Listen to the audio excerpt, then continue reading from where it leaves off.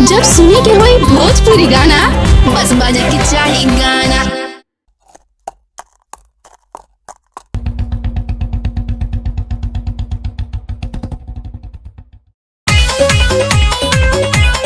अरे अरे अरे ये गमछे वाला किधर से आ गया?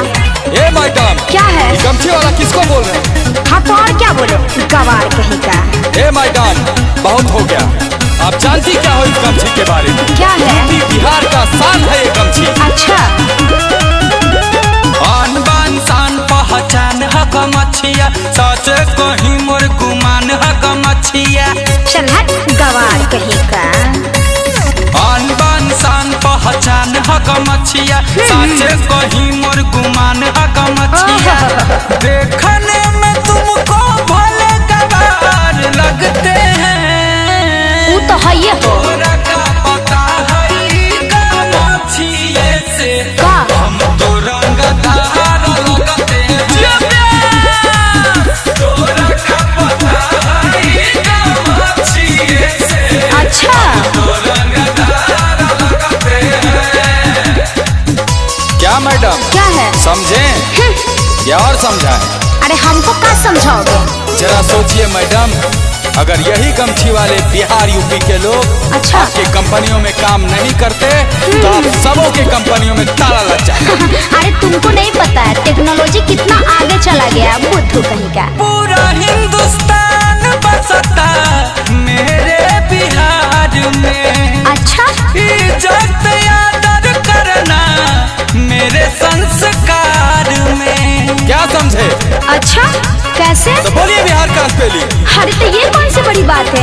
BIHAR। तो सुनिए, क्या है? बी से भारत, आई से इंडिया, एच से हिंदुस्तान, ए से आर्यावर्त, वाप से रेवाखंड, और इसी बात का है मुझे घमंड। यारों के हम यार हैं, गद्दारों के गद्दार हैं, समझो ना हम तो गवार। तुम बहुत बदमाश हो। चलता न काम तेरा, होता नहीं नाम तेरा, होता नहीं यदि ये बिहार। गमछी में तुमको भले बेकार लगते हैं, तोरा का पता है गमछिए से हम तो रंगदार लगते हैं। यूपी बिहार। तोरा का पता है गमछिए से हम तो रंगदार लगते हैं। मैडम जी, क्या? इज्जत दीजिएगा तो इज्जत मिलेगा। अच्छा। और रही बात हमारी गमछी की, तो आप ये क्यों भूल रहे हैं क्या? कि जिस समय आपका कन्यादान हुआ था उस समय आपके पिता के सर पे जो ताज थी वो यही गमछी थी, और हम आपको इस गमछी में गवार लगते हैं। वाह मैडम वाह। ज्ञानी विद्वानों सुर वीरों का ये राज है। अच्छा। गमछी न समझो इसको, सर की ये ताज है। अरे मैं सब समझती हूँ, मुझे मत समझाओ, समझा? बान के पगड़िया जे चली ले डहरिया त लागेला कि शेर हई हम। हाँ नो। देखो औकात नहीं, करो ज्यादा बात नहीं, हम नहीं है किसी से हाँ कम। तो क्या करोगे? गुंजन जय बच्चन न लाचार लगते हैं, वो तो है ये हो।